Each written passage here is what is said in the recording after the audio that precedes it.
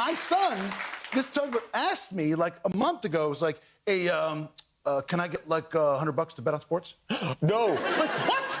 It's a question more and more parents are dealing with. Gambling was once confined to casino floors in Las Vegas, but a 2018 landmark ruling by the Supreme Court allowed states to legalize sports betting. And from there, the floodgates opened. You covered. They got tons of slots to choose from, like cash. A new study from Common Sense Media finds 36% of boys 11 to 17 report gambling in the past year.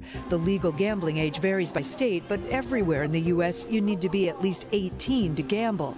Jim Steyer is the CEO and founder of Common Sense Media. I think the results of this new research are absolutely astounding and a wake-up call for every parent everywhere. 1 out of 3 boys in this country are gambling online before they're old enough to vote.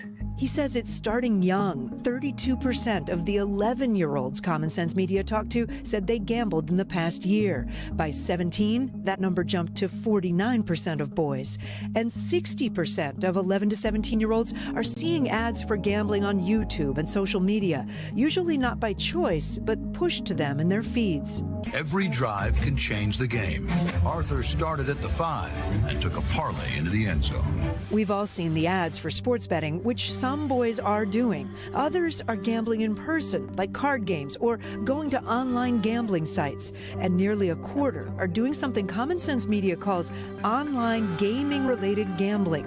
Think of kids buying things inside online games where you take a chance, like loot boxes and gacha pulls. You might get something valuable, but you might not.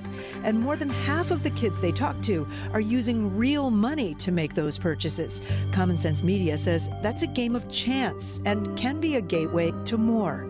Clinical psychologist Michelle Chung sees it that way too. She has a 12-year-old boy who does not gamble, but he and his friends play video games.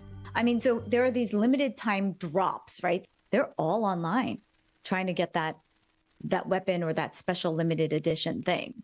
And do they even know if they're going to get it? They don't. In her practice, she sees teens who gamble, and she's worried. There's a modeling that happens here. Some dads are the ones who are teaching it to their kids without realizing the slippery slope that can come. I do think that this is the next wave of the mental health crisis that will happen in teenage boys, for sure. And it's easy to learn the skills. Nearly half of boys who gamble say they watch online gambling content with popular online streamers like Aiden Ross. Oh my God. Guys, I got greedy. And popular rapper Drake. We can't leave a hot table. I guess we are back to zero, so. Fine a second. We're starting over again. Yeah. Another 100K on fake Twitter. Racking up hundreds of thousands of views, streaming themselves gambling in online casinos, winning and losing large sums of money. We reached out to gambling platforms. DraftKings says they use advanced technology to verify the age of customers. The Sports Betting Alliance told us they have a zero-tolerance policy for underage gambling. Gambling is everywhere. How do you reverse that? What do you want the companies that run these platforms to do?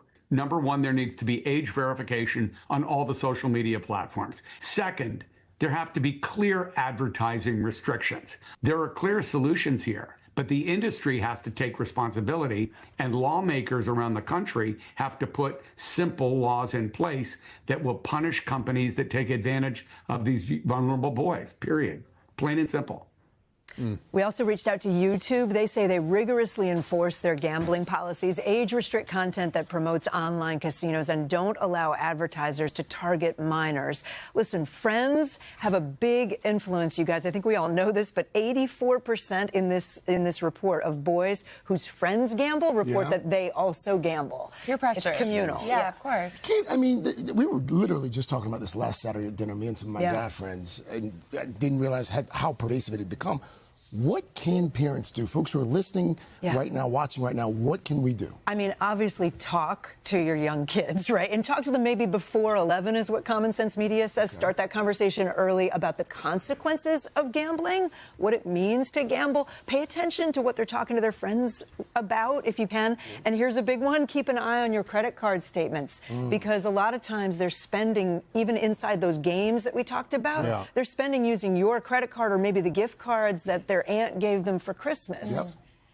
Or explain to them that's a form of gambling too. Those loot boxes and stuff. It looks like video game stuff, but that's a form of gambling as well. Yeah, and just being aware of what they're doing online, which is so hard. I get it. As it's a parent, just everywhere, and it's so normalized too. I mean, it's like my 9-year-old loves to watch sports. Every other ad is a gambling ad. You know. And by the way, not even just the sporting events. Like if you're watching Sports Center, you're watching a sports highlight show. Bottom of the screen. Yeah, it's endorsed. It's endorsed. Yeah. They show you the odds to everything. They're If just you're a kid, you're thinking this is on ESPN. It's okay. Yes, it's in the game. It's okay. And they may not realize that it can be addictive for some people. Yes. So, you know, that's another talking point. Good report, Kate. Thank you. Thank you so much. Thank you, Kate. Hey, thanks for watching. And don't forget, you can catch the Today Show every morning on NBC or take Today when you're on the go. Just follow the Today podcast on Apple Podcasts, Spotify, or wherever you listen.